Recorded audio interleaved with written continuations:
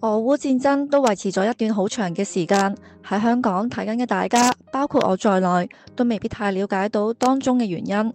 咁今集就想 share 喺一個歷史上同樣曾經面對過俄羅斯嘅侵略——芬蘭。芬蘭曾經面對俄羅斯無端端嘅侵略，為咗生存打過2場戰爭。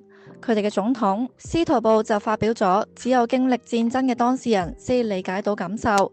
佢話：芬蘭人明白一個國家要獨立，要有主權，要守住自己嘅土地係幾咁重要。而家輪到我哋決定世界應該點樣去回應。佢講到後尾仲俾咗啲行動建議，亦都同全世界講呢一場戰爭唔單止關乎烏克蘭，而係關乎整個世界秩序。如果今日任由俄羅斯為所欲為，輸嘅唔止係烏克蘭，而係成個歐洲，甚至係全個地球。嗱，今集集中睇芬蘭嘅感受同埋理據，俾多個角度大家了解同埋思考下其他國家係點樣去睇同埋點樣做。條片就暫時唔講住啦，太長大家瞌眼瞓就唔好啦。咁一樣啦，喺未開始之前，如果大家未訂閱嘅，請幫手訂閱啦，請讚好及分享俾朋友。如果有時間嘅話，請幫我手睇晒啲廣告，多謝大家。Vladimir, given that I'm sitting here next to you, this is more of a personal address than anything else. You see, I think we in Finland understand exactly what you're going through. We have 1,340 kilometers of border with Russia. In November 1939, Russia attacked us, completely unprovoked. We fought 2 existential wars against Russia. The first one was the Winter War. It lasted only 105 days, and we were able to hold the line. The second one was the War of Continuation, which lasted pretty much 1,100 days. And that's what you've been going through right now. And essentially, for me, this war is about the existence of nationhood in Ukraine. And that nationhood is based on a triangle. And that triangle is something that we thought would be respected ever since the end of World War II. And that is independence, sovereignty, and territorial integrity.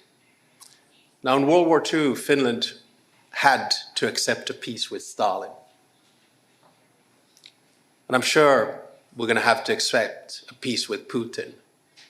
But the peace that we accepted had only one out of the 3 statehood principles in it: independence. We were the only country bordering the Soviet Union that was able to retain our true independence. But we lost our sovereignty. We couldn't decide the clubs we wanted to join. We were able to join the EU only when the Soviet Union collapsed in 1995.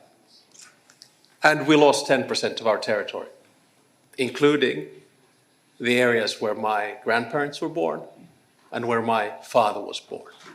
Now, the only reason I'm saying this is that the support that you will see from the Finnish public, and I think from all around this table, is the support of identity and historical experience.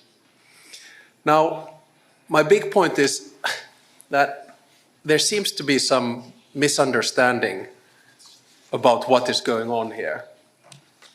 Russia obviously started this war, but remember that it started this acquisition of territory and spheres of interest already in 2008 by attacking Georgia, and then in 2014 by annexing the Crimean Peninsula. And then at the end of the day, we are now here to commemorate the 3rd anniversary of the beginning of the full-scale war, but the war has been going on for pretty much 11 years, ever since 2014. And a lot of people don't understand that this is not only about Ukraine, but this is also about Europe. This is also about the United States. This is also about international law. And at the end of the day, it's about the world order. So if we now allow Russia to do what it wants to do, in other words, stop the existence of a Ukrainian state, then it's not only Ukraine that has lost, it's Europe that's lost, it's the West that has lost, and also the United States that has lost. And for those who doubt about this. And let me say one thing very clearly. You cannot trust Putin. You cannot make a deal with Putin because that means basically a deal also with China. I also say that for those who doubt, the only way in which Ukraine is going to fully win this war is that we continue the support that we have given you from the beginning. And I also say that if Russia gets what it wants now, trust me, it's not going to stop with Ukraine. We know that Putin will continue because his mind is one of imperialism and spheres of interest. So self-evidently, Finland will continue to support Ukraine for as long as it takes. We're the fifth biggest donor, GDP per capita. Let me finish off, however, by saying that I think in the past 2 weeks, we've been sort of a little bit lost. A new American administration has come in, and we have heard conflicting messages. I believe that we need to take the initiative back. And by that I mean to say that there needs to be something concrete on the proposal, on the table. So let me propose today something that I've spoken with you about and with many around the table. It's not a peace plan, but it's a sketch of a process. And that process, in my mind, goes very simply in 3 phases. The first phase is before the actual ceasefire. This is the phase when we put maximum pressure on Russia, including sanctions, including using the frozen assets, and of course, including continuing the military support for Ukraine. This is also the time when I think European leaders need seriously talk about security arrangements. And of course, the lead comes from Ukraine. You have the biggest land force and most experienced land force in Europe. But there needs to be support from Europe, and the backstop needs to come from the United States. All of this needs to be settled before a ceasefire is brokered, whether that's Easter or whenever, we don't know. The second phase is the ceasefire phase. And the ceasefire basically means that there's a contact line, probably monitoring thereof, but it also means that 2 things are put into place. First is a negotiation on the actual agenda and modalities of the peace process, because there is no peace process, there is no agenda, there are no modalities. And the second one is, of course, confidence-building measures, which were mentioned here a little bit earlier, exchange of prisoners, returning the kidnapped children, etc., etc. This is the second phase. Then only begins the third phase, and we are far, far, far from it. And that is the actual peace process. That's when there is conversation about territory, that's when there is conversation about reconstruction, and that's when there is conversation about unraveling the sanctions. Having said all of that, very conditional by the way, having said all of that, I think we need to make clear to the Russians and everyone else that there are a few things that are completely off the table in these negotiations. One is EU membership. It is not Russia who decides on EU membership. It is the European Union who does that. 2 is NATO. It is not Russia that decides on NATO membership. It is the alliance itself.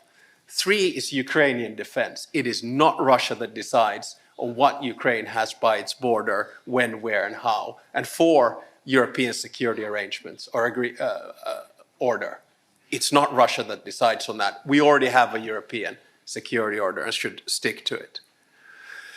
So those are off the table. And let me just finish off, because I do think this is such an important day, and I was watching all the colleagues on Maidan Square and the rest of it. But I do think this is a day when we have to honor the fallen Ukrainian heroes. I also believe that this is a day where we have to face the fact that Putin has lost this war, in a sense that we will see a European Ukraine, we will see eventually Ukraine in NATO, we've seen a unified European Union, and hopefully a stronger transatlantic alliance in the long run.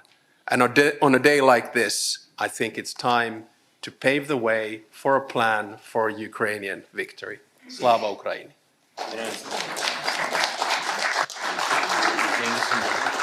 今日烏克蘭所面對嘅挑戰並唔只係一場地區性衝突，而係對全球秩序嘅直接衝擊。歷史話俾我哋聽，當侵略者得寸進尺，世界若然冇行動，下一個嘅受害者可以係任何國家。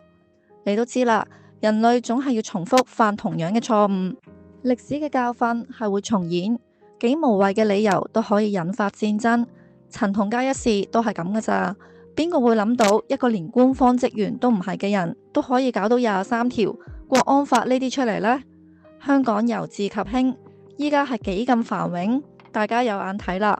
所以今次 share 芬蘭嘅回應就係想提下大家，冇人可以置身事外，只係發生嘅地點唔係喺你哋所在嘅地方，睇到都當我唔知，我唔識，我睇唔到，唔關我事，回力鏢都會落返喺大家嘅頭上。好啦，呢條片就差唔多時間噶啦，咁多謝大家收聽同埋收睇。如果大家想知多啲嘅地產嘅消息，而呢啲嘅消息就唔方便喺呢個公開嘅 YouTube 頻道講嘅話，就可以加入我哋呢個Lion哥嘅 Patreon呢個會員啦。多謝大家嘅支持，拜拜。